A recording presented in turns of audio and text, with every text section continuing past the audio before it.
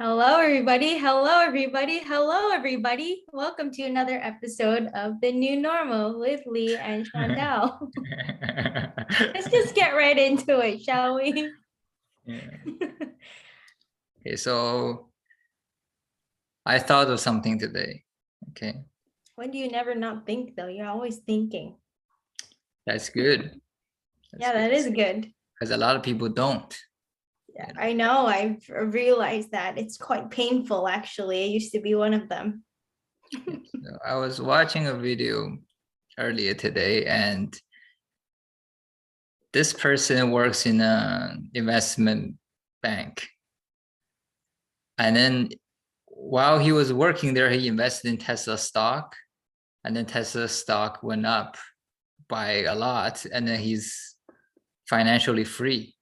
And then he quit his job, and then he tried to figure out what he was gonna do, and then he realized most of everything he's done is wrapped around, it was aiming at being a good employee, like what time he wakes up, what he drinks, and what he should study, what he should do research on, what he kind of went through like a little identity crisis. He didn't know who he was anymore after quitting his job, because all his life he's chasing, how can I get a good job? And then when he was at like investment banking's culture is like they kind of shit on you all the time.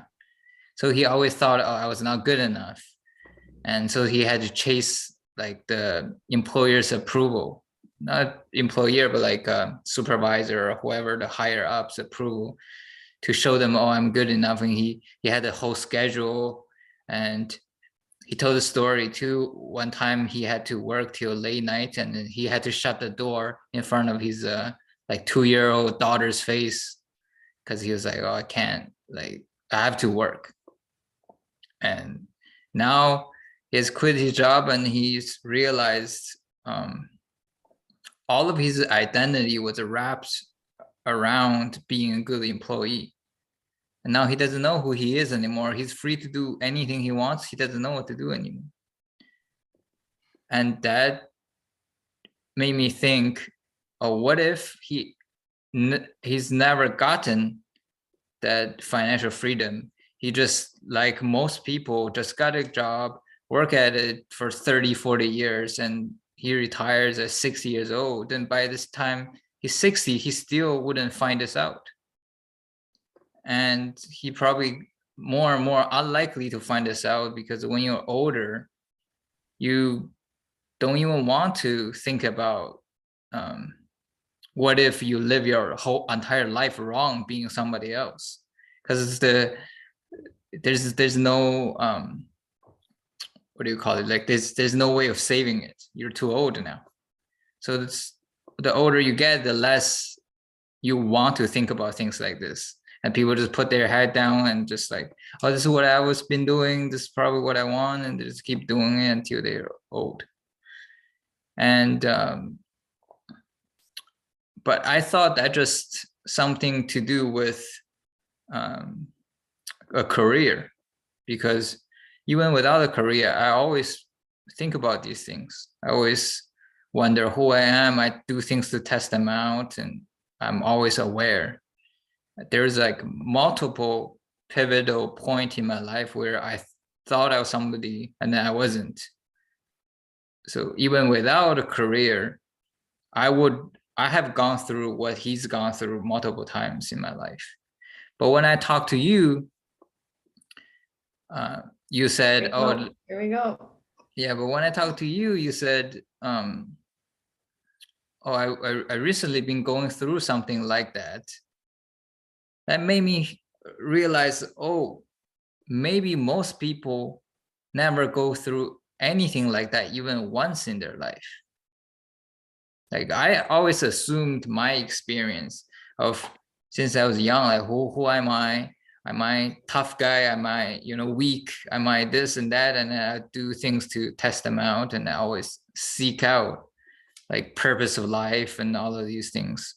But hearing you say that recently you encountered things that made you think about these things for the first time, maybe most people are like you, that they never think about this. And Yeah, and then most of them don't get to think about this until they get old. And then when they get old, the result, like there's the result of them being wrong is so scary, they just push it aside and then continue being on the wrong path. So what do you think Yeah, about that? I think that's like, and I don't know if it's a cultural thing or like, because I feel like the other people I've met already like, well, no, it depends on like what career they're in and what stage of life they're in. But most people I find around our age now kind of either it's a hit or miss, have already figured it out, but have known from a very young age and they think they know, or it's one who's like completely lost. So like, I guess before we move on, like to me and my experiences, like for you, how come you always challenge yourself to figure it out? Like, what was it that really intrigued you about figuring yourself out and your identity? Or did someone question your identity that you're like, oh, I need to think about this more? Let me touch on what you just said real quick, though. You said, oh, like some people figure it out, some people are lost. Yeah, But, there's just very polar opposites. but I think majority people are actually in the middle who never even think about these things. They don't even know if they're lost or they know it. Like they're, Well, the ones who are lost actually didn't think about it because there's yeah. a life-changing event that caused them to think about it. That's why they were suddenly lost. Yeah, but that's what I'm saying though. Like something happened and then it made them realize, oh, I'm not who I thought I was, and now they're lost. But I think the majority of people never even encountered that thing that made them realize I need to think about these things. Most people's identity is wrapped around something that's outside of their control. Like I'm this race. I'm from this area. I have this job. I have this certificate. They identify them or like they define themselves based on all of these things around them or who their friends are. Most people don't pick their friends. They're just friends with whoever they grew up with. It's an accident. They just happen to grow up in the same area and now they're friends for life. They don't go, oh, these are the type of friends I want to be friends with. So I'm gonna go here to find these people because these are the places where these people exist the most. They're just like, oh, why are you friends? Because we met in elementary school. Why are you friends? Because we met in high school. We've been knowing each other for 20 years, 30 years, 40 years. Yeah. So that like just like how they rather to not think about it.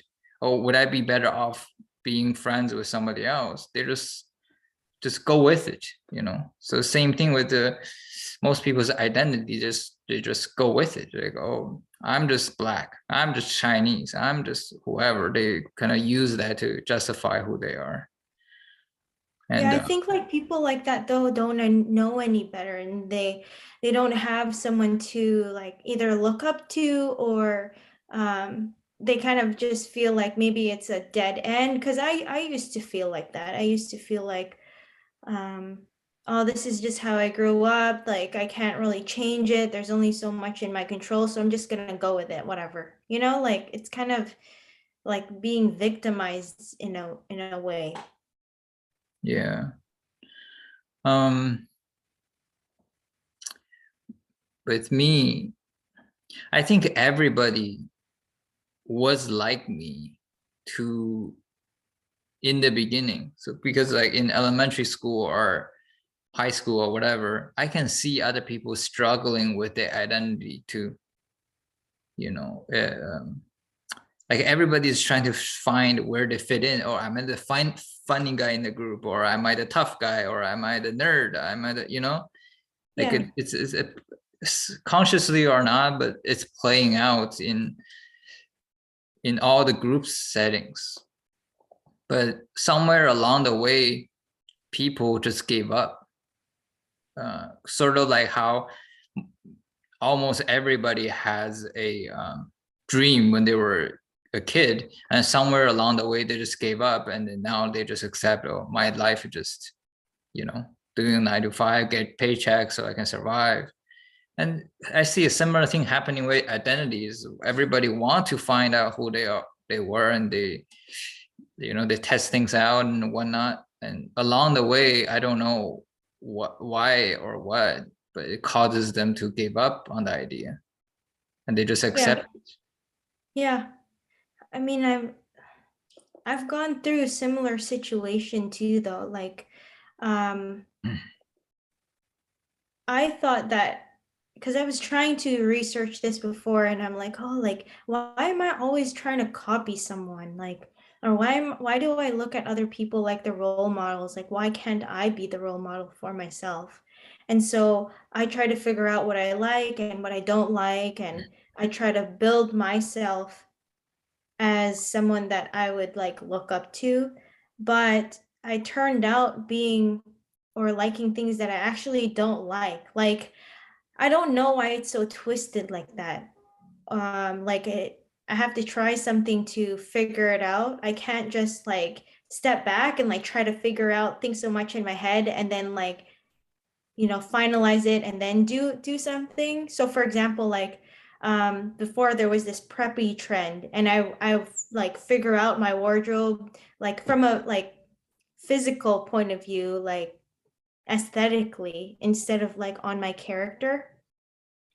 And I figured like going through that and going through like that phase in my life was still important. But during that time, I like still didn't get it. I'm like, this is like not really me. Like it's so much effort. And I figured like instead of going to a place where um I don't feel right when I do go through changing my wardrobe, for example, or changing my look. It's so much effort and it's going against the grain. I should just do something that comes naturally to me. So I was always a sports person. I always wear athletic stuff, and now I'm in athleisure a lot, like clothing wise. So I find that it's better to just go with what's natural. So my point of this whole thing is just like if you're if it's okay to though to go through phases, but the end point is like how you feel. Like it shouldn't feel foreign, I guess, if someone's trying to go through like their identity. Or maybe you just have to go through it. Honestly, I'm not sure what I'm saying at this point because it's like the identity thing. Like I don't know myself and I'm going through that, but more and more I'm focusing on my character than my appearance is where I truly am finding myself. Does Yeah. that make sense? Because I felt like I started out with the whole clothing and appearance thing in terms of trying to find my identity, but I learned over time over doing that over and over again. Not that I really changed a lot drastically in how I look, but what I mean is that I was focusing on the wrong things. So kind of like what you mentioned earlier about like, oh, I'm black, I'm white, or I am Asian, whatever, like things that you cannot really control. So I thought that the best thing I could control was my wardrobe or my appearance, but it's really not that, it's your character. And I think I point more emphasis on that now because at the end of the day, it comes from within. Does that make sense? I think is not having a default as what's normal helps a lot.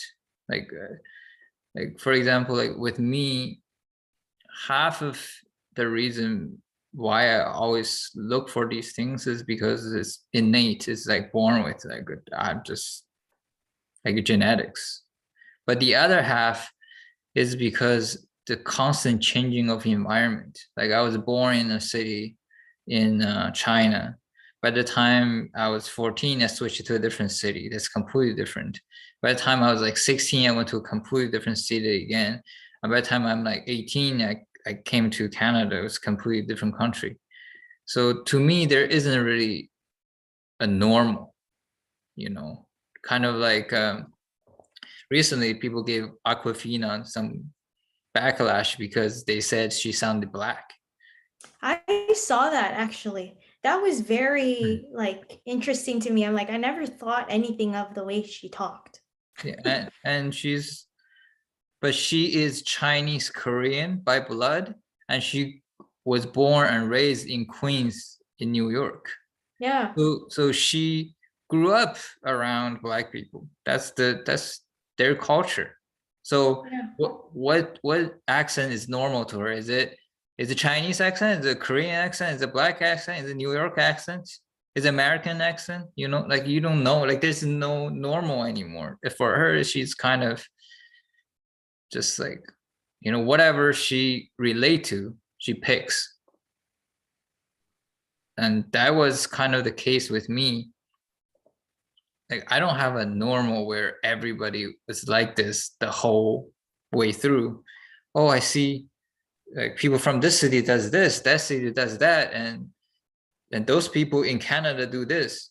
And there's like a Canadian. I see a clear difference between Chinese people who are born in Canada versus Chinese people who moved from China. Yeah. So which one is me? I don't know. So I don't have a like a default I can fall back on. Oh, that's what I'm supposed to do because that's what my people have always done. So I have to pick like, oh, like I relate to this person, but this person's background is different than me, and but I relate to that person too, and that person is different than me in a different way. And with you, and maybe a lot of people, other people too, what are the reasons? What are the main reasons why you don't think about identity and you don't know who you are is because you don't go through many different settings of environment and like you are always pretty conservative. I don't want to go through risk. I don't want to. You don't feel comfortable doing anything new or different. Yeah. So then you're always gonna fall back on what's like normal, what's been always been the same to you. Or just like what I know from the people around me and what they've done. Because usually it has to be, I have to see it to believe it type of thing. Like, um, there's a lot of people who don't go to university right away and they take a year off, but then I never thought of it as like a smart move, for example. So I thought that going straight from high school to university was the smartest way. That's all I've ever seen, that's all I ever known, and that's what I'm going to do too. So it's kind of like that in terms of making decisions. So it's just like following the mold. And Well, because you've I've always been in the same places and hanging out with the same people, so you're gonna hear the same things over and over. yeah.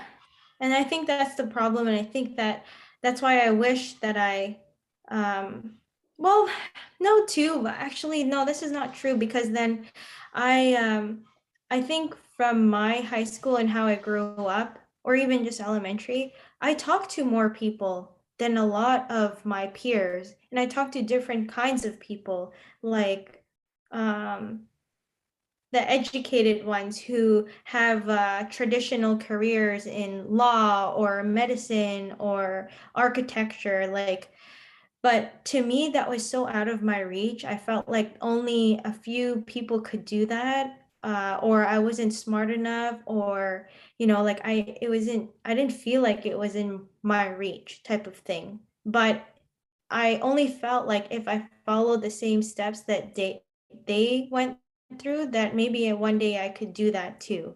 But it wasn't like, I could do that or I could be that type of thing. But And you were then so just my peers, hmm? you were just surface level talking to new people, and the majority of your time still spent with the same people, just It is, and doing that's a problem. doing the same things. Yeah. So Yeah. like all of my peers went to local, well, most of my peers went to local colleges and local universities. So of course I did that too. And there are some people, very few, who go to the Ivy Leagues of Canada, like Queen's or like Ryerson, I don't know.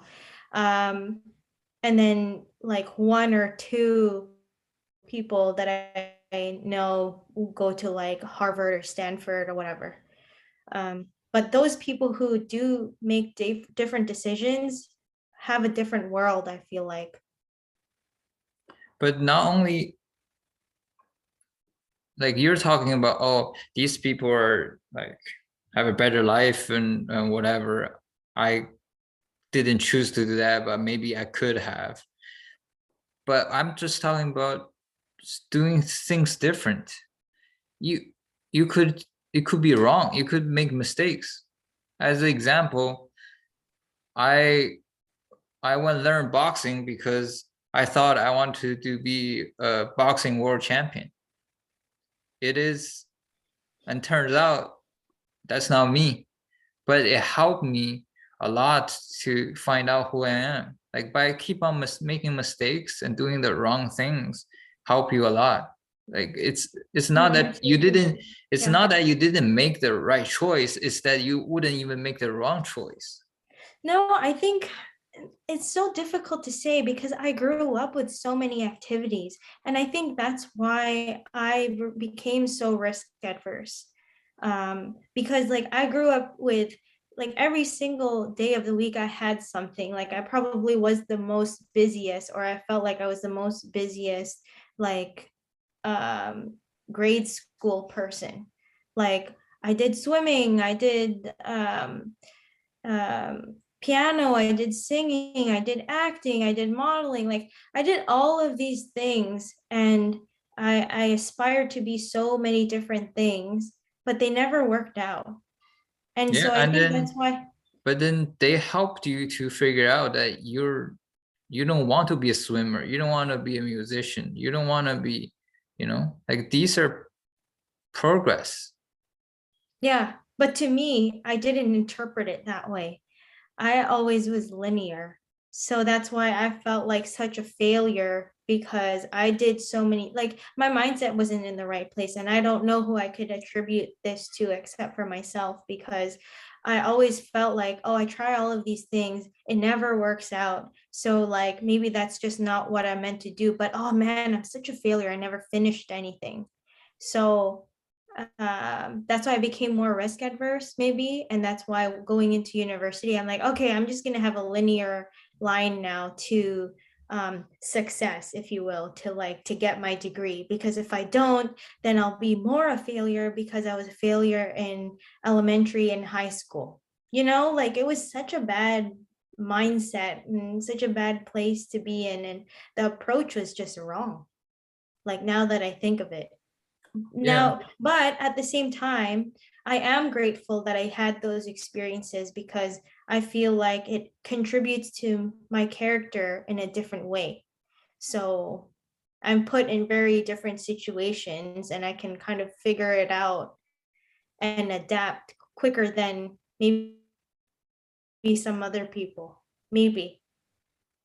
yeah, I can relate to that too. It's that's the reason why I went to university.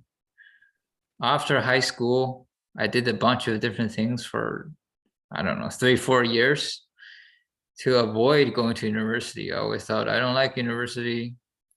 um you know I would way rather to do something myself. And at the end, I couldn't figure out who I was or what I could do.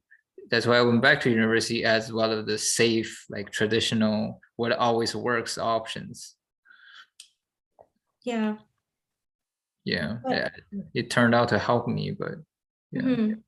But I feel like for me and my experience, I was a little bit more confused because after graduating, there was like, I was a big sports person in school, like both in elementary and high school. But when I graduated, there was no more sports teams. There was no more like volleyball or basketball or competitive anything. and nor did I go out of my way to try to register myself in these leagues, because I learned that university, or even just like the bigger leagues where all the adults play in, was way more competitive than it was in like high school. So I was intimidated by that, and I didn't continue because I didn't feel like I was good enough. And so I started working, and I was like, okay, like this is the adult thing to do now, is make my own money by at the same time go to school, because I always thought that it was important to Was that have. your first job Which one? when Just you out went of to? high school? Yeah. Yeah, I never worked throughout high school at all. And I know that a lot of my peers did work a part-time job in high school just so that they can, you know, buy the things that they wanted, have brand name stuff. Like growing up, yeah, like it was pretty artificial where I grew up. And I don't know why. Like it wasn't really, I don't know, it's just such an artificial thing. I didn't really pay too much attention to it. Like I cared a little bit, but I mean, it is what it is. I cared more about sports. So So when you said you tried a bunch of things when you're younger, and then along the way at some point you stopped. Where is that point? Is that the point where you went to university and you stopped, or is it like way earlier than that? You just tried a bunch of things when you were like a kid, and then you stopped when you were like 12 or something? um, I think it was like in grade 10. So when you start getting into the higher grades of high school, you really have to start focusing on which sports or which, activity that you're going to stick with. At least I felt like I was cornered, because I wanted to do what I've always done in elementary, which is just do everything and have fun. But I was on the dance team in high school, and one of the core choreographer person, like I forgot what he's called, and he kind of like told me that I'm stretching myself too thin. I couldn't go to the dance practices. I kept on choosing sports over the dance practices, so I have to choose which one I really wanted to focus on to be successful. And so he challenged me in a way where I couldn't win, and he was like, you have to do a backflip so that you can stay on the dance squad. And I'm just like, a backflip? No, I can't do that. And secondly, I was already injured in grade 9 due to volleyball. So I'm not going to put myself in a position where I can get more messed up.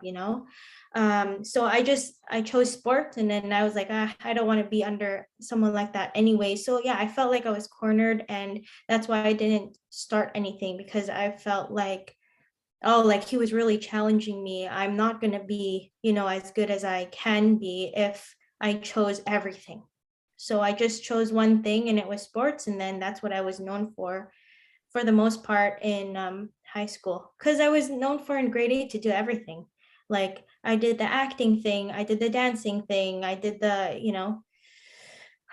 just everything. so since you were a kid, you always tried everything. And before you've had the time to figure out what you really into yourself, you were kind of like put a artificial stop, and then you had to just be on sports. And then later on, it turns out that like you weren't meant to do sports either. So then all the other things you've given up, now you don't know like Yeah, who you are anymore. But is kind there of. Yeah. but is there In a along way. the way, is there any point that you had a strong sense of identity? It could be the wrong one, but then is there any point in your life where you like, oh, this is who I am? I felt like at every stage, I was like, this is who I am. When I was playing piano, this is who I am. When I read a lot about law, this is who I am. Like I thought that I was always something different. And then Mm. now I feel like, But what stopped you? What made you go, Like when you play piano, you're like, oh, this is who I am. I'm meant to be a pianist. What made you go, what what had to happen for you to say, oh, actually I was wrong? Oh, because there are so many people who are way better than me. Like way better and like way younger. Like there was this kid who was like 5 and was playing piano really well, better than me. And I'm like, oh, like what am I doing? I'm such a loser. I like there's other people who are better than me. Like I don't know why I thought that I could be just as good, or I could be good in my own way. I never thought that. I never like But is that a case for everything though? Isn't there was nothing where you were like, oh, I know other people are better than me at this, but I'm just so excited and to do this, and it's so much fun for me. I couldn't care less if there's anybody around. Like, you couldn't care less whether you're good at it. You just enjoy something so much. um well that was piano for me even. But I guess it's just like when other people's opinions come into place, then that's when I care. But if there's anything now, I think that um, it's just starting something new. So yeah, the things that I'm doing now, I literally couldn't care. Like I think that's what stopped me so much in the beginning was like I always cared about what someone thought. And I would always be in a sports team because it wasn't my thing really. Like I'm so opposite. Like I shouldn't have been playing sports because I'm so short. I'm so small. I can't do this. I can't do that. Like and I acted like I was a tall person. Like I could literally get yelled at on court for doing something that the tall people were to do, and I wasn't allowed to do that. Like it was just like so defeating. And so like I thought that I'll prove them wrong. I will like practice, by myself or with the guys, even though I'm the only girl, like just to prove them wrong. Like it doesn't really help.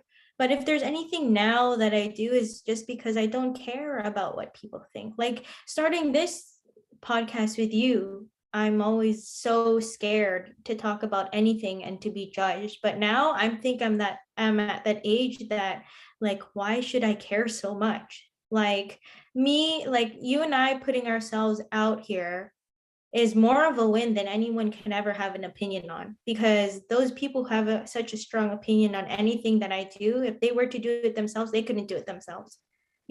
So like I don't know, I just changed so much since then, and then I don't care.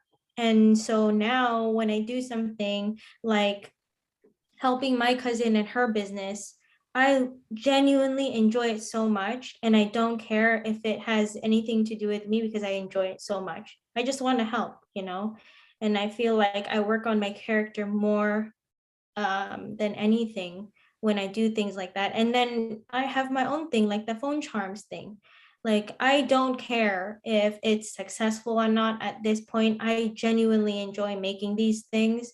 And so, like, yeah, I don't know.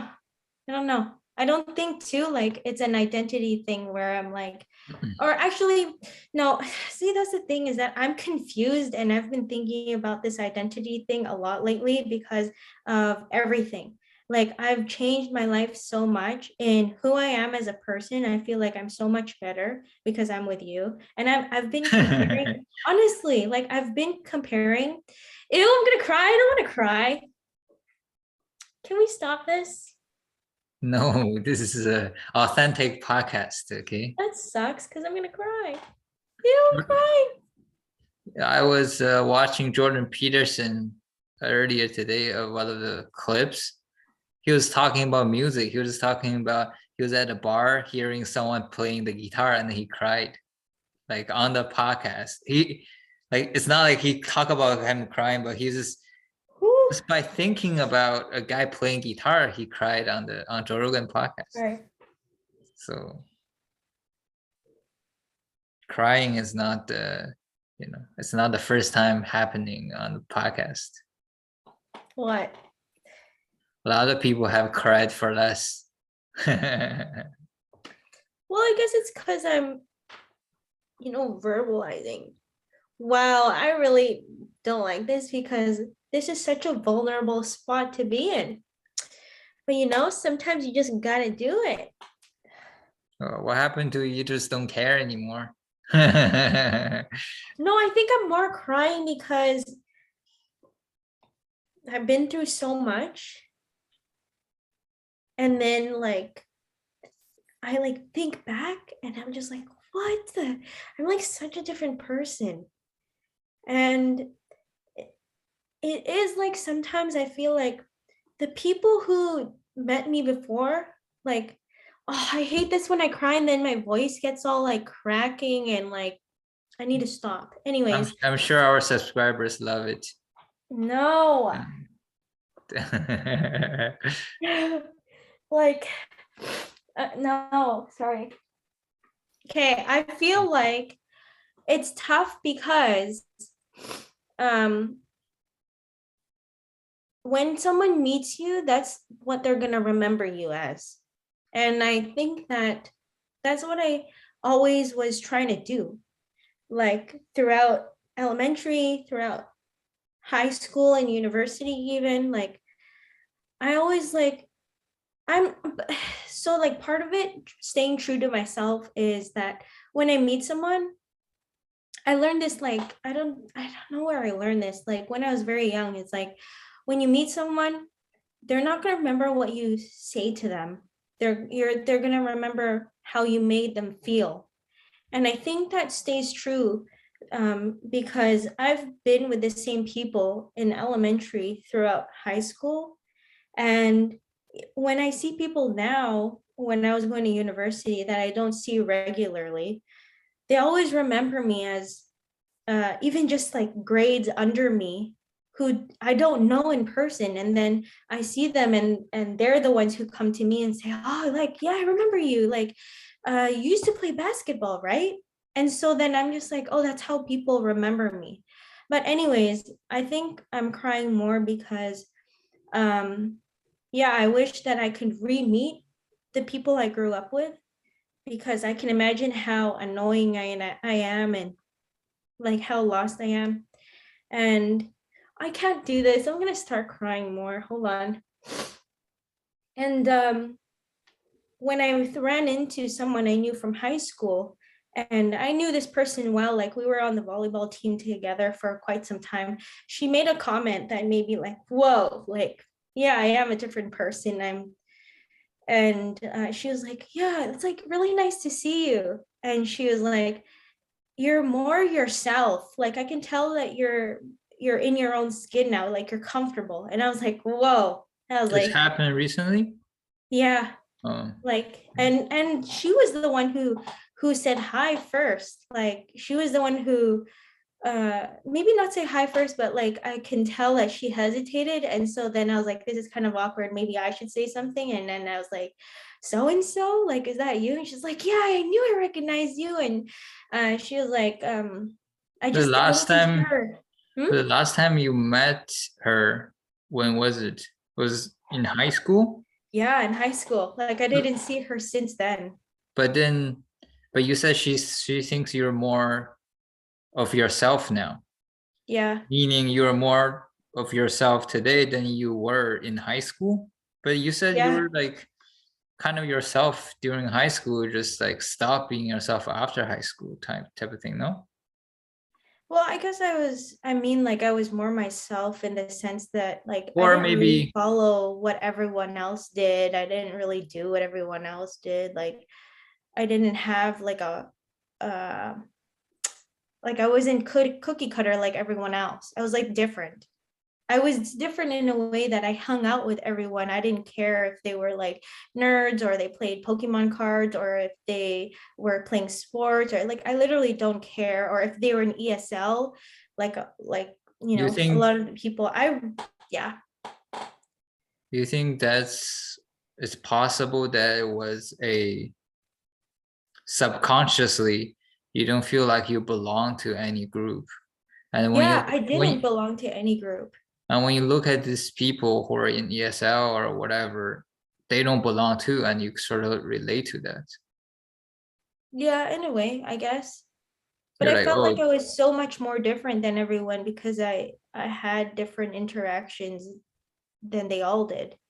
And I didn't like I'm one to judge too. Like I grew up judging people. Like I think that's the natural thing to do. I don't know. Like I was always comparing myself or like, oh, this person's this way because of this. Like I thought I was a psychologist or something. I don't know. But Yeah, that's like that's how it is. It's like most people who think everybody's judging them, usually that's the person who judge everybody else. And the person who's the most positive, like who does always do the right thing, they think of the good side for other people too. hmm, I've encountered a few people like that who are just like, in Chinese we call them like a dumb positive person type of thing. Like they're just like, oh, nothing gonna go wrong in the world, and somebody do them bad, they would be like, oh, they probably have a reason. Like they always are positive for themselves, and so they think of everybody else as a positive person. Like everything, like everybody's good in the world. hmm. And the negative person who's negative on everybody, like you probably heard this, people say, oh, people commenting mean comments in the comment section, usually like they're talking about themselves. Yeah, it's like Like, self-projecting. like you, if you have to go out of your way to hate on someone on the internet that don't have anything to do with you, like with the few rare exception where you have a strong opinions, most of the times you're hurting inside somehow. Yeah, You to wanting to hurt somebody else like that. yeah. But that doesn't go to say that I was like mean or anything or that my We're parents. judgmental. That's the word. Okay, yeah, but also I wasn't like I wasn't raised like that, which is why I'm like, why am I like that? You know, my parents aren't like that, and they're very non-traditional Filipino parents. So that's why I'm like, why am I like that? You know, so it's definitely not from my parents. Let's make that clear. I think it's more just like me being a perfectionist, maybe in some way, and wanting to be better than everyone, There's which is why another. I probably had a big ego in a way that I had to cover a lot of my insecurities. But I was the loudest, maybe, in insecurities because I was trying to hide behind a big ego. Maybe, I'm not sure. Yeah, But there's another video I watched about entrepreneurship, and then the person just said, like it's like there are very few people who are out there doing it. yeah, A lot of people don't do it because they're seeing how much hate the people who are out there doing it are getting, and they're like, wow, like I don't want to go through that. I don't want to be hated by so many people. And but what they don't know is they actually don't get as much hate as you perceive, is only because the people who are hating on them are the loudest, and those are the people you see. Like those are the people you see in the comments. Those are people you see in the, like, they're just like protesting or whatever it is. Like the people who have the strongest opinions, they're the loudest and they put themselves out there, but they don't always represent the majority. yeah. And yeah, I don't know, in terms of identity. So, but to describe your feeling earlier, why did you cry? Yeah, it's because I feel like I'm such a different person. I've grew so much. Like, is it like, oh, I wish I've done better when I was younger, or is it, oh, I'm lucky that I landed at a good place even though I didn't do good, or like, It's a or mix of everything. Because like part of me is like self-pity. Is like, whoa, like I really let myself be like that. You know, I wonder what people think of me back then and all these things. Um, but also part of it's like people looked up to me in a way because I wasn't following the crowd in a way too. So like it's confusing. Like there's two camps always. Like there's the people who love you and then the people that hate you. So that's why I'm just like confused. Like I don't know. Like maybe I judge myself too much. And then now I'm like I don't know. I'm in such a better place. And I'm so grateful that I had to go through all of that and then like meet you and then go through all of that. And then the timing of it all. Like, I don't, it's so like mysterious, like how things work. So I think it's like in a way that um sure, self-pity, always wondering what people think of me back then compared to now, but also like a genuine gratitude, like genuinely grateful for everything I've gone through and for being with you. Like, oh, that sounds so cringe, but like it's true. Like, I don't know, like it's so important now how I choose the people I surround myself with.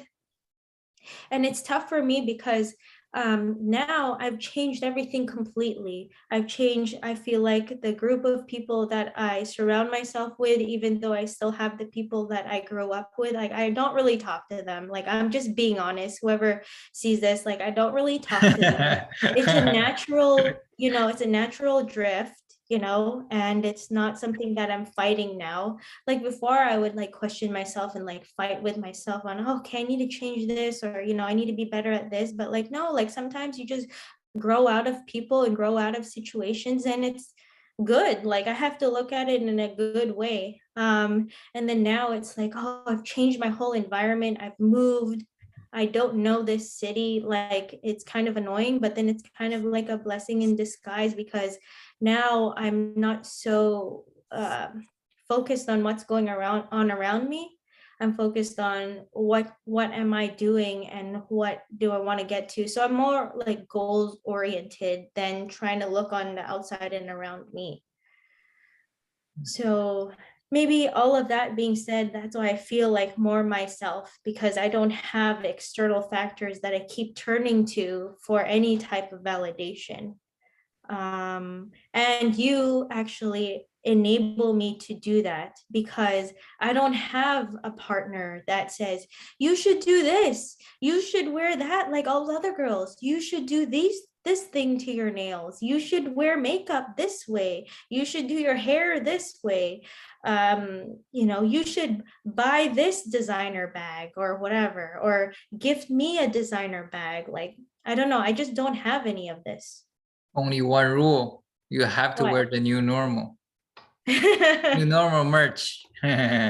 So yeah, we wear the new normal merch on the pod But and out of the pod. So yeah, I just feel like but I'm more myself. back then you didn't know who you were. But then in the moment you felt like you knew. Now you learn a lot more about yourselves, and then you realize back then you were wrong. So now you know better. Is there any fear or worry that in the future this will happen again? In 3-4 years, you're gonna be like, oh, this is me. When I talk about it on the podcast 2 years, 4 years ago, I was completely wrong. I thought I was being by myself, but I wasn't. That's not who I was.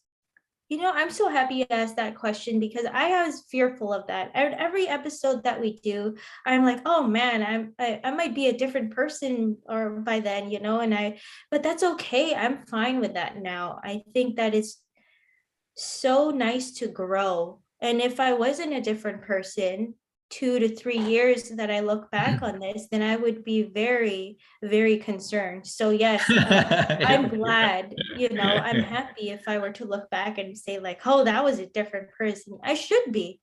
I should be. And I want to grow and I want to make sure that I'm always working on that journey because for so long, I feel like I'm always wrong. But now that I let myself um, be myself and like think my own thoughts and go my own way, then I'm like, yeah, heck yeah. Like, what do I have to lose now? Like, there's so much I had to go through to be at this point. Like, there's no point thinking negatively of a journey. And it's a continuous thing. Like, yeah, like from the start of this Not podcast like to now, me. it was like how long?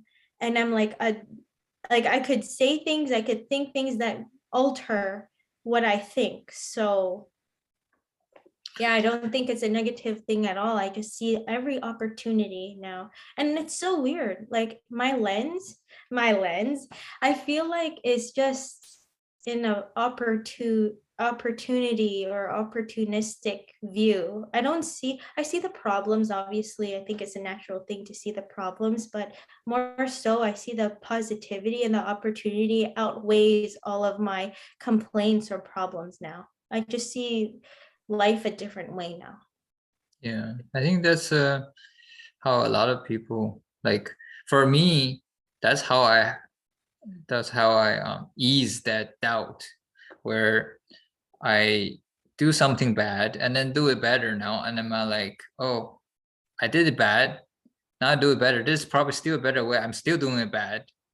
And then when I like this is no ending. I look at things as me doing good or bad. But now I look at most things as a part of the journey rather than, oh, this is the end. Like I figured everything out about this. I'm good. No, it's like Yeah. I've just figured out everything out now for the scenario I'm in now and for who I am today. In 3 years, everything's going to change, and like not necessarily being wrong. Like even if you're not wrong, you just evolve. You know, people change every few years, and Yeah. that's one of the things with Joe Rogan too. A lot of people recently they pull up him saying the N word like 12, 13 years ago or something, and they made a clip out of it. And they were like, look at him, how like whatever, you know, how how racist he was. And I'm just and that made me think about our podcast. I was like, oh, like we are putting out video after video. Maybe there's something that we don't agree with 3 years, 5 years, 10 years down the line. But then it also made me realize, if Joe Rogan wasn't like if Joe Rogan was perfect 13 years ago on video, and you can run through 13 years of video of him being the same person, how sad would that be? Yeah. You know, like it's in a way being stupid, quote unquote, being wrong back in time is actually a good thing. It's a testament of how much you've improved, how much you've Yeah. grown.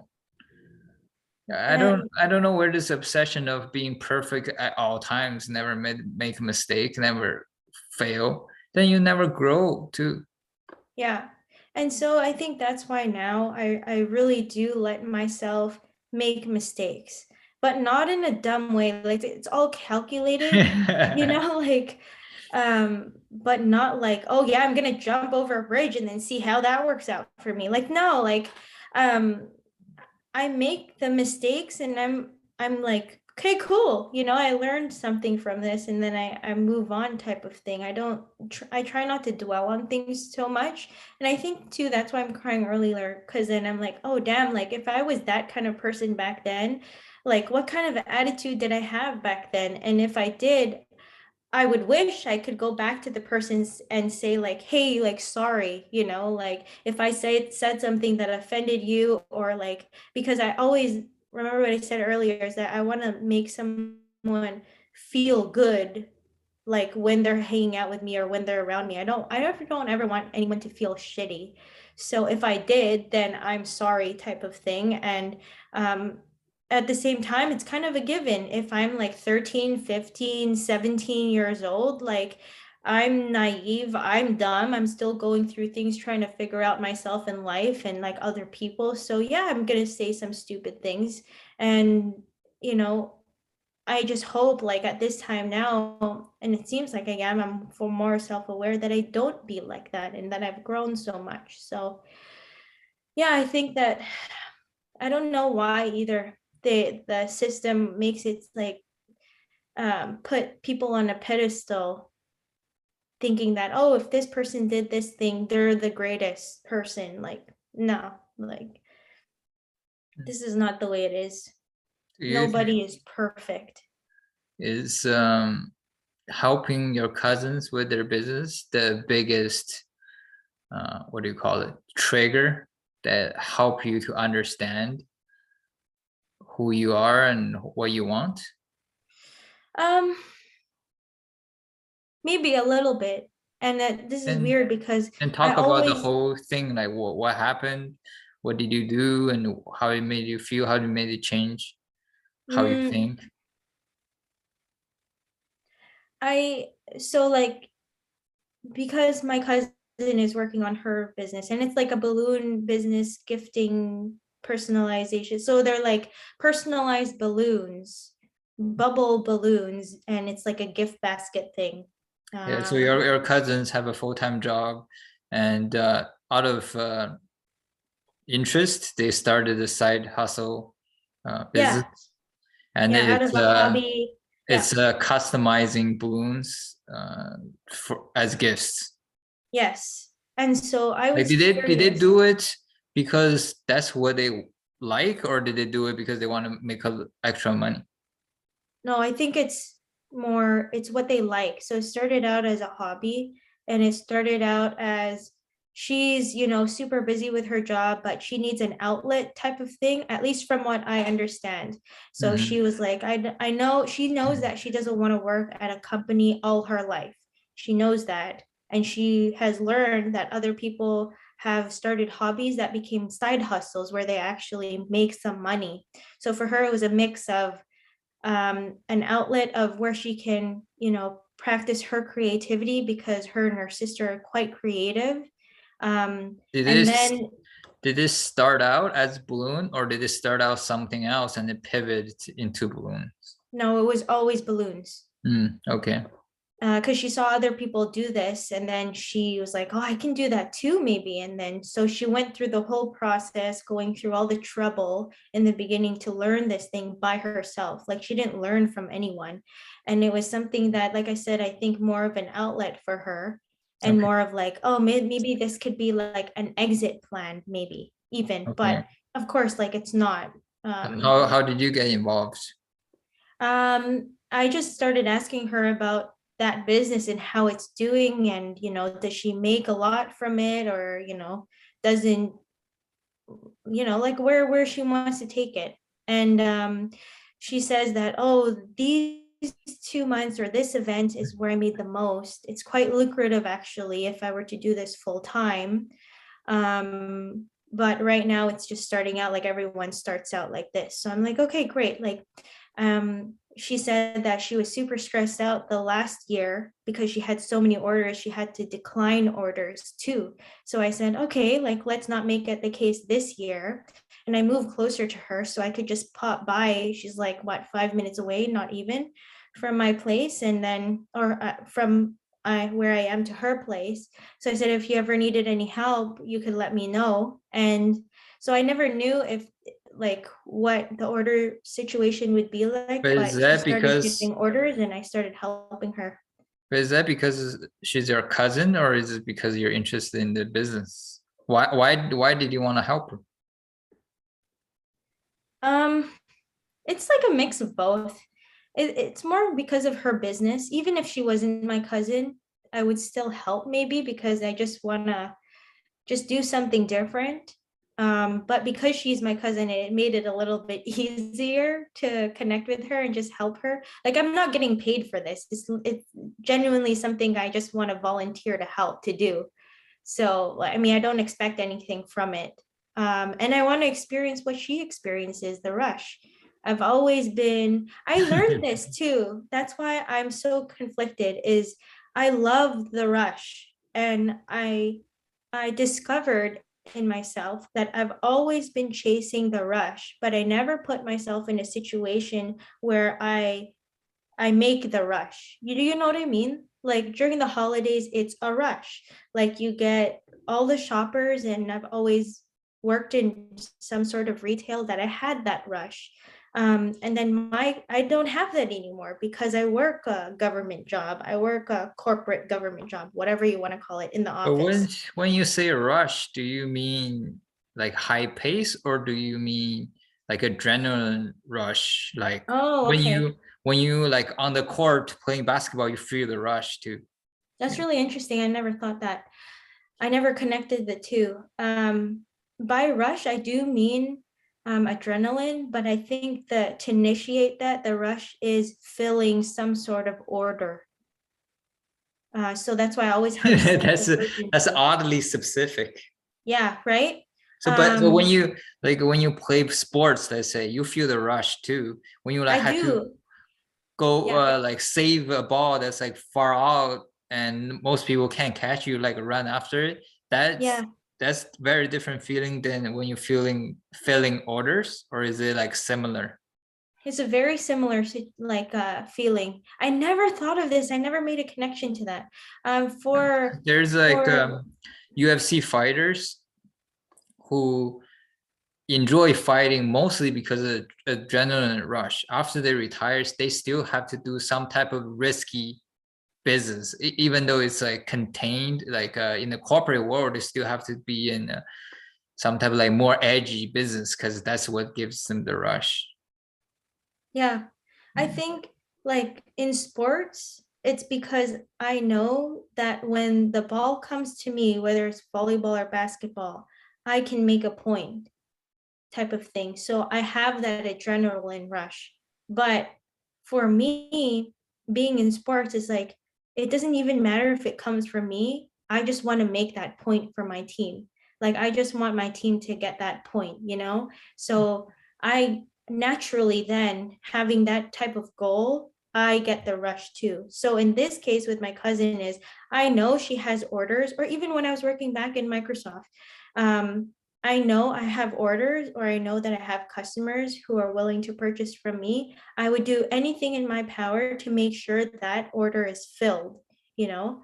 And in this case, I'm the middle person, really. I don't like the customer doesn't see me, doesn't interact with me, but knowing that she has orders and that I can make an impact on how many orders she can fill gives me that rush. Like I know something's happening. Similarly to the pod, where this is your idea, it's your thing. But now that I've taken It's it 50-50. seriously and huh? It's 50-50. I'm not gonna say it on here. We can talk offline and hash it out then. But Yeah. um when I make something like serious and it's part of my job and I can make an impact towards it, I have a sense of urgency. I have like a rush, like an adrenaline rush. Like I don't know what Yeah, it's. I don't think based on what you just said, I don't think it has anything to do with high pace. Like for example, like we're I doing the feel like it is in no, a way. for example, we are doing this podcast. It's not about the pace, but it's about the I don't, I don't know how you describe it, but it's the high stake, I guess is how you describe it. A Yeah. high stake, high you know. And but when you do the podcast, you feel kind of a rush too. But it doesn't have to be like all in a hurry, you know, high Mhm. pace. Yeah. It depends on what it is. Like when I'm at work in the office, compared to everyone else, it's like my booty's on fire. Like I just want to get things done as quick as possible. That's not the culture. And I put myself in a bad situation when I do that, but I can't help it. If there's things on my plate, I want to get it done. And similar to my cousin, is like they do it for fun, maybe like not maybe not my main cousin who's doing her business, but then the other her sister trying to help her. And for me, and I'm over there and I want to get it done. Like there's so many orders that she has to fill and I just want to get it done. Like I really just I'm there Yeah. for a reason. I'm not there to hang out, I'm there to work. So I think in a weird way, you actually like pressure. Like yeah, my you've cousin talked about this. you've It's avoided because pressure all your life, but you actually enjoy the moments when you have pressure. Like yes. if someone passes you the basketball at the end buzzer and you have taken the shot and that's the only shot you have, you dream about having that moment. But in real life, you don't want that moment to happen because you don't want to deal with missing that shot. Yeah, yeah, I think you're really on point. And that actually happened in one of the games that I had the ball before the clock ended and I made the shot. And then it was like, great. I don't know if any of my peers would remember that moment, but that was a highlight for me. So anyway, I do like the pressure. I think that you're totally right. And I think that's why I crave it. And I go back to retail, I go back to guest services type of jobs because I like the pressure. I like the pressure from the customer. Yeah, And my cousin, I'm like in a similar way. I have a love and hate relationship with pressure or stress. whoa, the L word. Yeah. Um, like when I have pressure or stress, it make me perform better and it made me feel better that I achieved more than usual. But at the same time, when I'm under prolonged period of stress and pressure, I'm like, there's something wrong. I can't live like this for Yeah. too long. So I'm always like balancing, like, oh, my life too relaxed, I gotta put more pressure on myself, or oh, there's too much pressure, like I'm literally losing sleep every night, stressing out about something that's imaginary in my head. So I'm like, oh, I gotta reduce pressure somehow. Like there's always a balancing act that's like, but now is a weirdly, I think you're like in a similar way. You you're like so afraid of the consequence of failing when you're under pressure, so you avoid all the situation, but secretly you like really enjoy the pressure, the high stake, the high risk, and the rush, the adrenaline rush when you're Yeah. like performing. Yeah, but then part of it too is like a double-edged sword because part of even though I do like the pressure, when it becomes a problem is when I can't do it. Like when I have failed at something, like I dwell on it too much. So the fact that in these cases I don't I'm not affected too much by the consequence, I'm like fine with it. I love the pressure. But that's why I think that it's a mix with me starting my own like side hustle thing is because I know all the pressure is on me now. So that's why I'm like more excited to do this on my own because I want to see where my character is at, like truly, and then see if I can handle it. Um, so yeah, that's what I'm like excited to explore. But in this case, my cousin actually brought that up because she was giving a lecture to my other cousin, her sister. Sorry for putting you on blast, cousin. But it's more like It's okay, you have over 100 cousins, we don't know which one. it's more like she made a comment. She's just like, oh, you really need to learn how to perform under pressure. And I was like, whoa, like I never realized that I could perform under pressure. And I didn't take it as a strength. I took it more as a, oh, in university, I didn't perform well under pressure. And I had peers who are, looking down on me so much because I couldn't deliver on something. So now that I look back, I'm just like, well, I just wasn't in the right mental headspace, and these people didn't bring the best out of me. So that's why I didn't perform well. Or, well, that's my fault first and foremost. Yeah, but I was just affected too much with my environment to perform. And now I don't see it as an obstacle. I think that I just take it upon myself. So now I can Well, you, see you had the where the wrong results focus. are. Hmm? You had the wrong focus. Yeah, I was. Like in university or high school or whatever, your focus was always like, oh, if I make this, or like if I succeed, what does it mean? What if I fail? What does it mean? How will other people look at me if I fail or succeed? You're focusing more on the like the end result. Now you're focusing more on the process, like what can I do to make it happen? Yeah. And that's like, And yeah, and go. it's like it's weird for me to hear my cousins even be like, whoa, like she's a different person, like, oh, she's not the same, or whoa, you're working so fast, or oh, you're making us work better.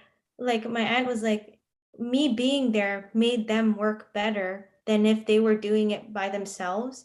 And that made me feel like a type of way. I'm like, really? Like, whoa, I'm doing this, I had an impact on them by just doing what I want to do. Like I genuinely enjoyed helping out. Like it wasn't, there was nothing like negative intent about anything, nothing malicious about it. Like it was just like I just really wanted to do it, type of thing. And I thought that kind of energy is cool, and that they recognized on like what I was trying to do and how much impact I wanted to help with, you know?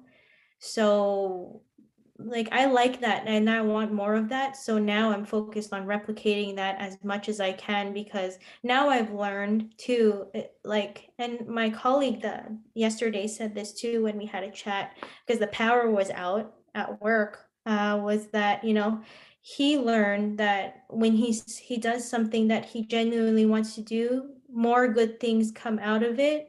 And that's the natural path that he is set on. I feel like that's like kind of me, where the more I do something, more good things come out of it now than negative things. That's really the path that I really should be on. So um I think for most of my life I kept on trying to do things that wasn't meant for me, because every time I tried something, it really wasn't working out, and then more my ego was more to like protect this thing that I wanted to build, because if I didn't, then I would look like a failure type of thing. But now I knew that if I tried something and it didn't work, I'm okay to walk away from it, and I'm more than happy to walk away from anything that I know is not, you know, positively impacting me. So whether that be friendships, a business venture, even just a piece of furniture that I don't want, I'm okay to like let it go now. Before I wasn't. Yeah, like even if you fail miserably in court, it's still a better alternative than being in the audience seat, you know. Yeah. But so your biggest discovery through that experience was um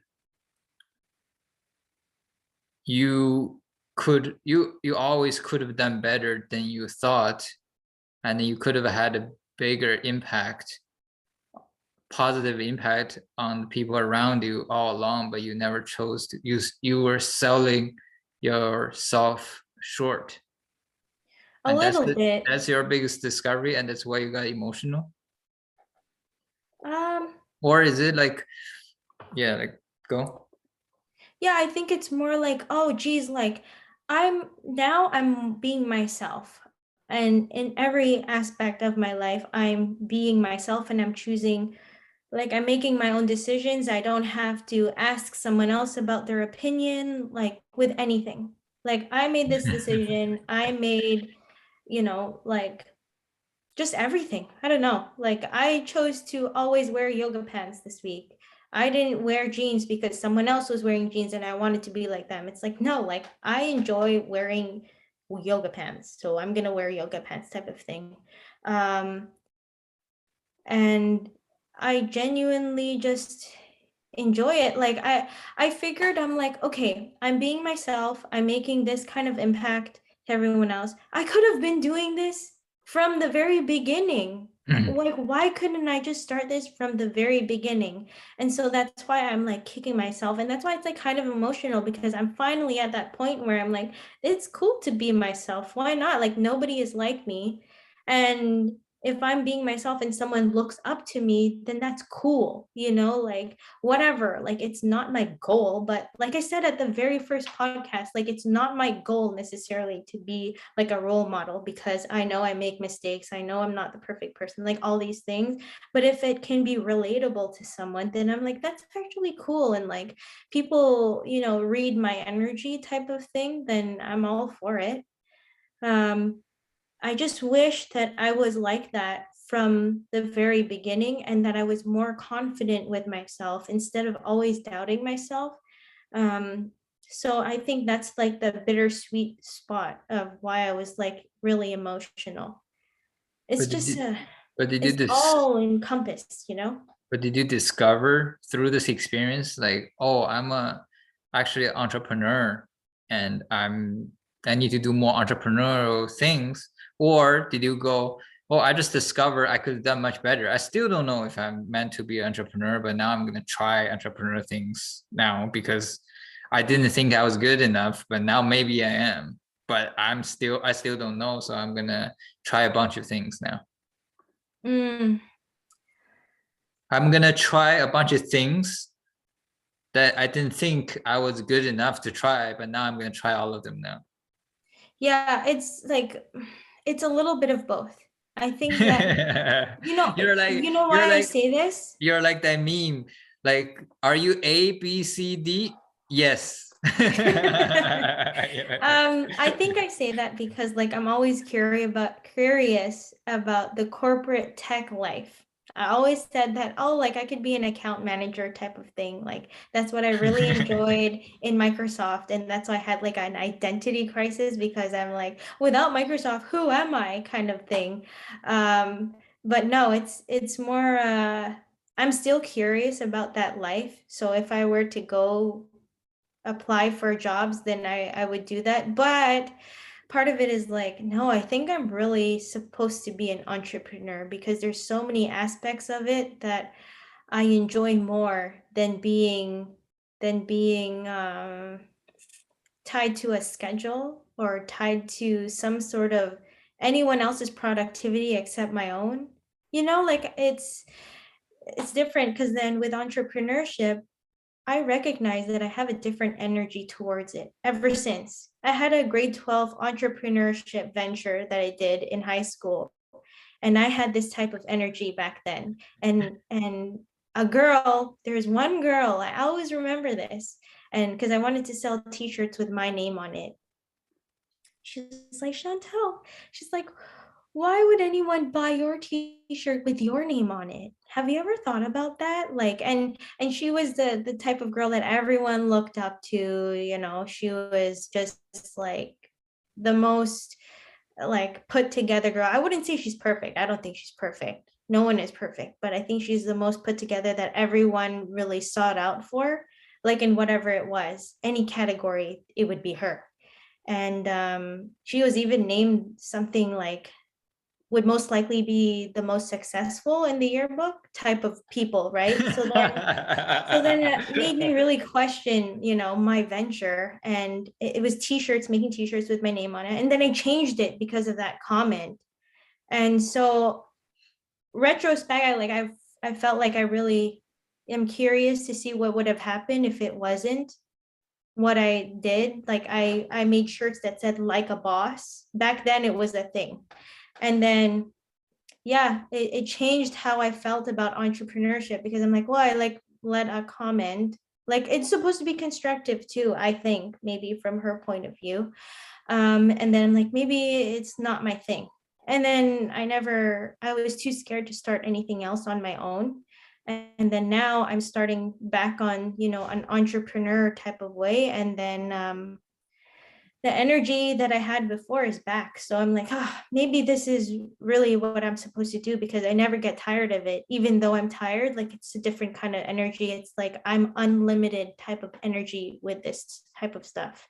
So that's why I'm like, maybe this is meant for me because it's not something I really have to have a hard time with, because there are jobs where, and that's why they're called a job where I or one would cry before going into work because they hated it so much. And I don't want to be like that.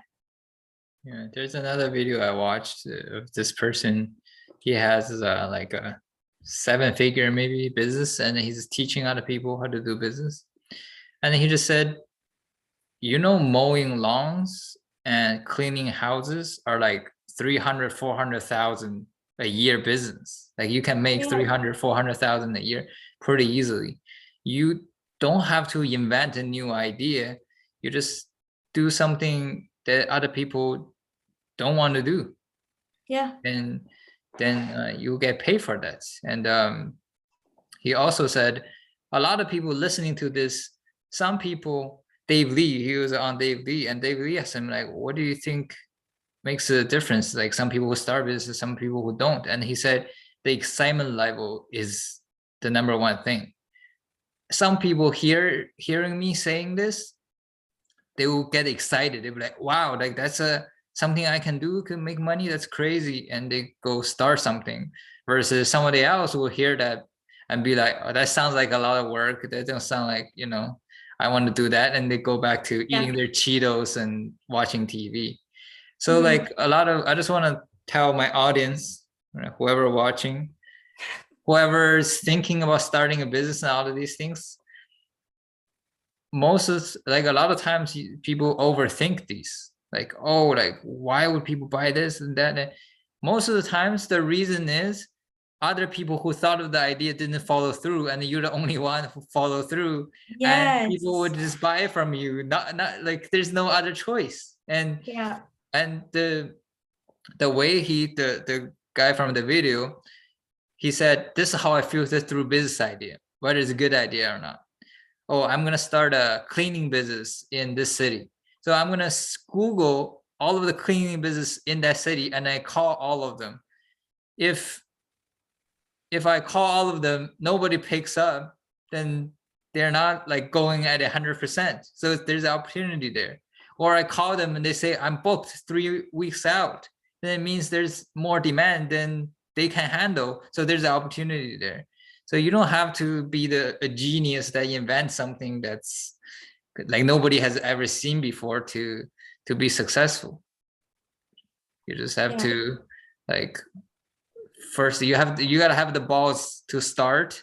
That already filter out most of the people, and then afterwards you gotta put in the hard work and have an open mind and keep improving and all these things. And he said the reason why he chose this industry to be in mowing lawns and stuff, or teaching people how to be in this industry, is because who do you want to compete against? The Harvard Business School graduate who are in tech, or you want to compete against, 60, 70-year-old who don't even know how to email, and who don't, they write down their checks, and they never had a website. And these are the people who own these mowing businesses, cleaning business, and all of these businesses. So if you just come in and you have a website, you're already like leapfrogging above 90% of these mowing lawn businesses already. Yeah, exactly. Yeah. And so like another part of the entrepreneurship thing too is because I never let myself not know anything and to start from the very beginning. And those people who normally don't mow lawns needed to learn somewhere too, and they started from nothing, but they recognize the opportunity anyways. So I feel like that's kind of like me. Like the threshold for entrepreneurs is way greater than those who are eating Cheetos and sitting on the couch, like don't do anything. Like the threshold to go through the tough part is much greater. Like they won't give up. And after going through the tough part, like figuring things out, later on at the scaling stage, it's so much easier. But you have to go through that tough first, second, third year in order to see the success later on. That's a very big misconception, is that when people think of what to do, try to think of what to do, they think what they can do today. So rather than thinking about what you're capable of today, think about what are you capable of learning. That's much a higher threshold. Like what you're capable of today is very little. Like if you never been in a business, obviously you're not gonna know anything. But is that a business that you're capable of learning if you put in the work and time and the effort? There are actually businesses or subjects that you will never be able to learn no matter how long it takes. So don't be in those businesses. But don't just knock down any idea because you're not capable of doing it today with what you know today. That's so for the listener, allow yourself the normalers. For those listening, like literally allow yourself to make that leap, because the only one stopping you is probably yourself. I know it was for me, so you're not alone. Yeah, if you need help, email me. We also do consulting services. We're business graduates. No, it's just free help. It's just the reason why I created this is to create a community to begin with. So I'd be happy to help if any questions. But before we go, I would like to touch on the identity topic real quick. This is pretty important, I think. Okay. This is I realized relatively recently. Back in the day, I always pick one identity and try to chase after it to figure out if I'm that person. Like, oh, maybe I'm a business person. I may keep on learning business, doing business, and if I'm successful, boom, I'm a business person.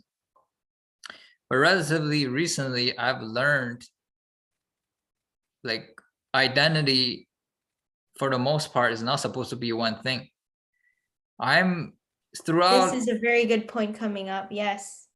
Throughout my years, I've developed interest in fighting, in philosophy, in business. Like I operating business and investing, like just staying back and put money into stocks or something and waiting for it to grow. I've experienced all of them. I've enjoyed them while I was doing it, all of them. But then throughout time, they have fallen, like some rises up, some fallen down. But then the next period, the one that fell down came back up. Like my interest grew back up, and then the interest I had a lot higher back then, my like drop back down. Like it's a cycle of them. Like like identity for most people is meant to be multifaceted. So like don't shut yourself down so quickly when you're like not the best at something, or like, oh, that's not the what you love absolutely the most. You can be like many things and just in a different ratio, like in a different way. Yeah, like and like you literally allow me to do that too. So I'm like living proof. Yeah, I used to think, oh, am I a business person or am I investor? Am I investor or am I philosopher? Am I a philosopher or like a fight fan? Like all of these things. Now I don't think in terms of like who I am. I think in terms of like what's my makeup, like what's the facet, like am I am I, instead of being like am I introvert or am I extrovert, it's like where on the spectrum am I introvert, and in what type of scenarios am I introvert, like which type of people am I around when I will have introvert tendencies. Like it's a more complex, like it just basically what I'm trying to say is don't be so quick in shutting yourself down, being like, oh, that's not me, and because I don't do this better than other people. And like maybe Steve Jobs likes jogging and he's not the best jogger in the world, but it doesn't take that away. You can't take that away from him. Yeah. But yeah, what do you think about that? Yeah, no, it's true. I think that like I said earlier, it also has to do with the people around you. And if they're always judging, and you have to be really honest with yourself in evaluating this, because at first I'm like, oh, that's just who they are. Even though if that's just who they are, is that really the kind of influence that you want to be allowing yourself access to? And if it's not, I think you need to really take a step back. And I'm not saying don't be friends with them, but maybe limit the times, the frequency that you see them, because it makes a big impact. And for you to change too, you have to meet more people that that can see things a different way, and that can maybe have different conversations with you about. So if you have people who genuinely support what you're doing and not judge you either, not that you're looking for that outside approval, it makes it a little bit easier to allow yourself to make those changes. So it And might be just that. yeah, maybe find other people who are, who allow themselves to be multiple people. Yeah. You know, like I used to have a problem with this. I used to be like you need to focus on one thing and who are you type of thing. But then now I like, it's so cool seeing people who are, you can't identify them, like you can't describe them with one word. Mhm. And like if we talk about Elon Musk, who's Elon Musk? You can't say, oh, he's a car maker, because he does 90 different other things. You can't say he only sends tweets, because again, he does like, you know, like he's so complex. He shows so many sides of himself. You can't really box him into one thing anymore. And then that's now what I strive for. I don't want to be like, I don't want anybody to be able to accurately describe me in one word. Oh, that's a student. Oh, that's a businessman. Oh, that's, no, I'm more than that. You know, like you can list the 5 things. I'm still more than that. I used to want to be that, only one thing. But now that I've met more people who are multifaceted, like you said, I just find that they're way cooler. So that's just my opinion though. Anyone else can have their own. Just saying. Anyways, having said all of that, maybe a little bit too much is, anyways, don't be normal, be yourself. We'll see you on the next episode. Bye bye. Bye bye.